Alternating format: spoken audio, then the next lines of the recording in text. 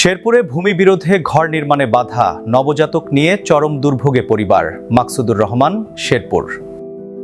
অনেক বছর ধরে আমরা বিয়ে আয় দেখতেছি আমার দাদা শ্বশুরের বিড়াই দেয়, আমার চাচা শ্বশুরে থাকতে, তারপর আমার দেওয়ারা বাড়ি ঘর করছে। স্বামীর নিমতে মামলা করছিল, 11 বছর মামলা চালাইও গেছে। যাওয়ার পরে দীর্ঘ আইছে, দীর্ঘ হওয়ার পরে আমরা আইনু বসতি মেলা দিন ধরে গ্রামের মানুষ লোকজন সবাই জানে আঙ্গরে এতদিনে হরানি করতেছে।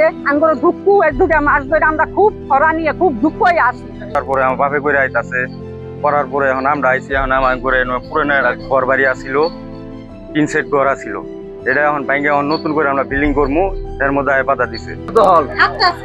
আর ওরা যে জমিটার কথা বলতেছে, যে জমিটা আমরা কিনছি, একটা ওয়ারিশ 4.5 করে জমিন পাও না, ওরা লিখছে 32 করে 18 জমিন।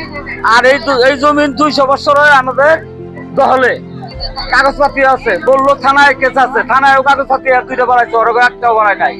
উপজেলার কুলুরচর কামারপাড়া গ্রামে পৈতৃক জমিতে নতুন ঘর তুলতে গিয়ে বাধার মুখে পড়েছেন মুকুল মিয়া। বর্তমানে 19 দিনের নবজাতক সন্তান নিয়ে খোলা আকাশের নিচে মানবেতর জীবনযাপন করছেন তিনি ও তার পরিবার। আদালতের রায় আমাদের পক্ষে, তারপরও তারা ঘর তুলতে দিচ্ছে না। আমি প্রশাসনের সহযোগিতা চাই। মুকুল মিয়ার স্ত্রী জানান, ঘর ভাঙার সময় তিনি ছিলেন অন্তঃসত্ত্বা। এখন নবজাতককে নিয়ে চরম দুর্ভোগে দিন কাটছে তাদের। বাচ্চা নিয়ে খুব কষ্টে আছি, থাকার মতো নিরাপদ জায়গা নেই। অভিযুক্ত হাবিল মিয়া দাবি করেন, জমিটি তাদের এবং বিষয়টি এখনও আদালতে চলমান। এদিকে স্থানীয়দের দাবি, দ্রুত প্রশাসনের হস্তক্ষেপে পরিবারটির বসবাসের ব্যবস্থা নিশ্চিত করা হোক।